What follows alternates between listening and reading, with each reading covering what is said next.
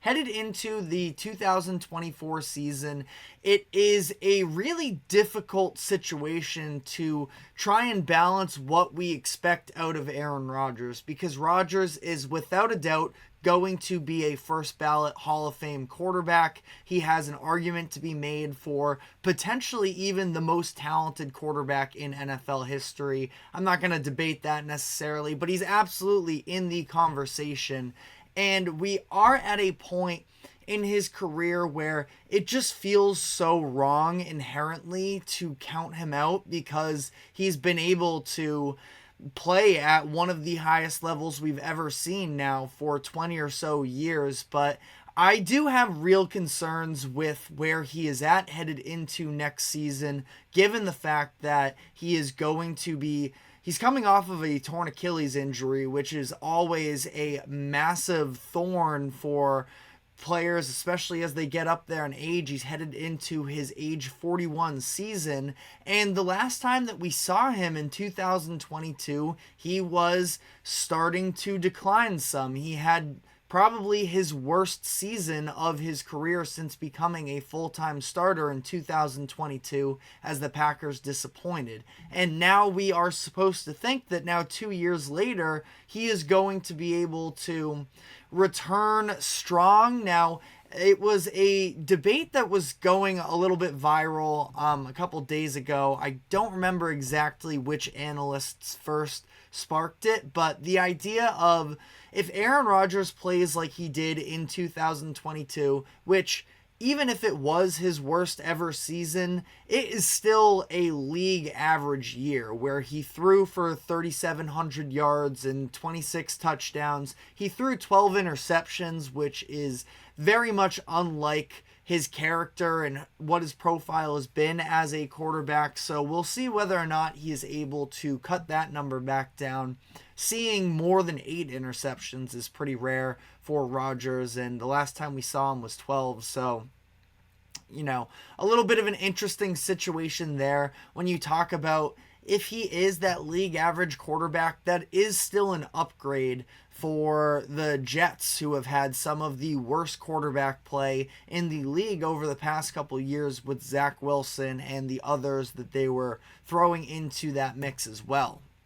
So I still feel like definitively Rodgers is going to play at a better level of quarterback play than they got last season. Now, that is also a situation where the career worst for Aaron Rodgers, the bar is pretty high there. Playing better than the 2023 Jets quarterbacks, that's a pretty low bar. So I think that Aaron Rodgers can find some sense of a middle ground in all of this. But when you do look at the history of quarterbacks that are 40 years or older, it's not very good.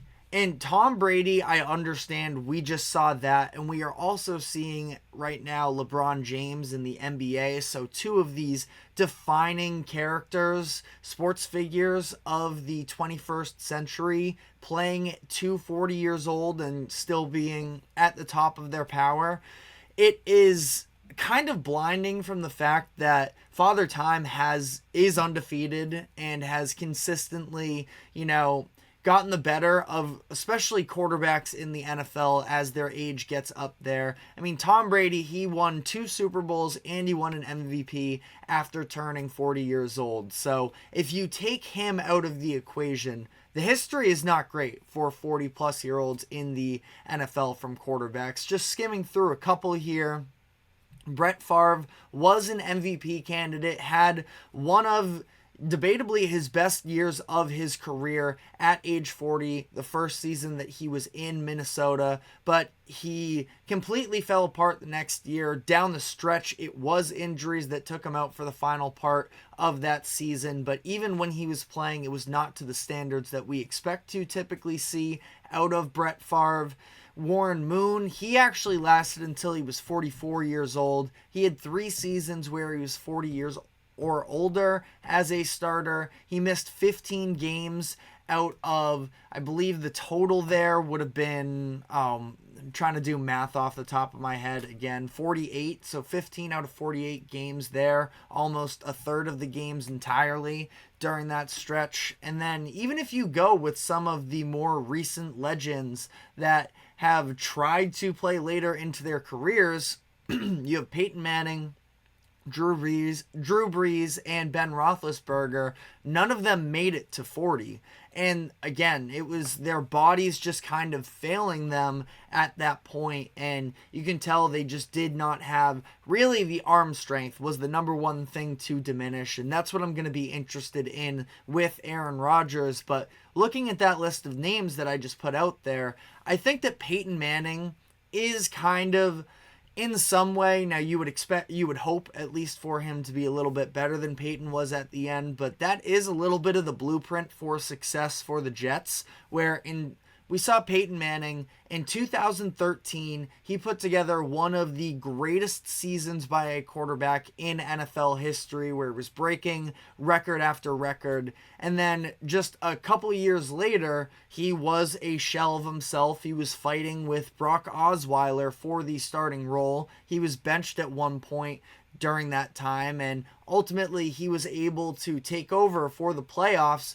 And despite the fact that his arm was frankly just shot at that point, Peyton was still able to have the mental capacity to make the right plays, not play mistake football, which typically, I know Aaron Rodgers just threw 12 interceptions, but one of his biggest positives throughout his career has been the fact that he is extremely intelligent at controlling the ball, not turning it over, and playing some of those mental games within the game. And I feel like Rodgers can pull a little bit of a Peyton Manning there. Again, maybe you don't want to say that he has quite the drop-off that Peyton did. Peyton did retire after that season, went out a champion, but clearly not the best version of himself. But he was able to, just make the right plays not be a negative for them. And ultimately, that team rode a very good defense all the way to the Super Bowl, where they end up winning, and you have that storybook ending for a legend where, no, again, when you dig a little bit deeper, you understand that Peyton Manning was not the reason he won, but he got that other ring. And I think that he deserves a ton of credit for that at that point in his career. And I feel like that is kind of what Jets fans and we as NFL fans should be rooting for if we are going to see Aaron Rodgers have a path to success next season. Shots Below the Belt says, will the Jets offensive playbook centered around Breece Hall and passes no longer than 30 yards? Well, that's the thing, is you do talk about that the bar is just so low for Aaron Rodgers, and that's why, you've seen this Jets team still win. They won 8 games last year. I believe they were 7 or 8 the year before as well in 2022. And they are doing it with Zach Wilson at the position, where I do think that there are probably things that could have gone differently for him in his career. He was definitely scapegoated, but he also absolutely wasn't ready, and he was under the pressure that, the defense was really good. And because of it, it was just so blatantly clear that Zach Wilson wasn't enough in that moment. And ultimately, he gets thrown out of town essentially. But again, 7 and 8 wins over the past 2 years with that level of quarterback play that they've had. Aaron Rodgers just needs to be a passable option for them. And there are still other questions with the roster as well. You look at the offensive line, which we're going to be diving into. The Jets made a bunch of additions there, so maybe that becomes a little bit more of an asset than it was a negative for them like it was last year. Breece Hall, as Shots points out, he was just ranked the number 2 running back in the NFL according to ESPN's polls of scouting of the scouts, executives, and coaches all polling the best running backs, and Breece Hall got his respect. So he is very much an option. I feel like, just at least with the expansion of the offensive playbook and the existence of Aaron Rodgers and the possibility of there being some deep threats, that'll open it up for him as well. So Jets are in a very interesting situation at this point, because overall as well, you kind of look at what this whole trade is meant for the Jets at this point. You probably only get, I would give it this year and next year, probably maximum, for Aaron Rodgers continuing to play. And just very quickly here, because we are running out of time, just running through the trade details here. The Jets ended up giving up the 13th, 42nd, and 207th picks in 2023. Those picks ended up being Lucas Van Ness, their first round linebacker, Luke Musgrave, the tight end that's been a nice addition for them, and Anders Carlson, the rookie kicker that they drafted last year. You may remember him from an unfortunate ending in that 49ers divisional game, but overall a pretty solid class there. And then with this year, they traded down from what they initially had, the 41st pick.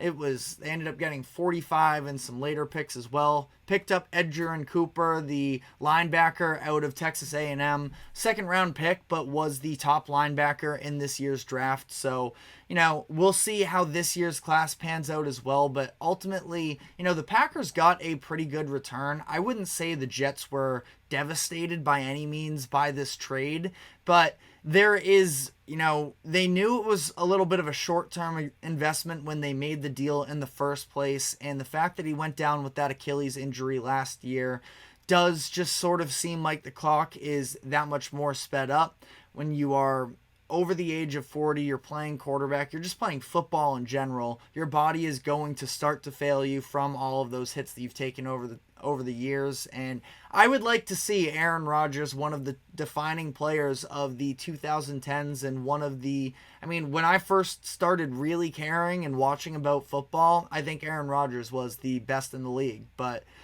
that's a whole separate debate there. But we are going to be moving into now the overall big picture here with the Jets. I know that we were going a little bit broad there as well, but I want to get to the specifics of their upcoming season, the key signings and losses during the offseason, and looking into their schedule to make a prediction on how they will perform this year. So we are going to be diving into that, but before we do so, we're going to be taking a quick break. Don't go anywhere. We will be right back.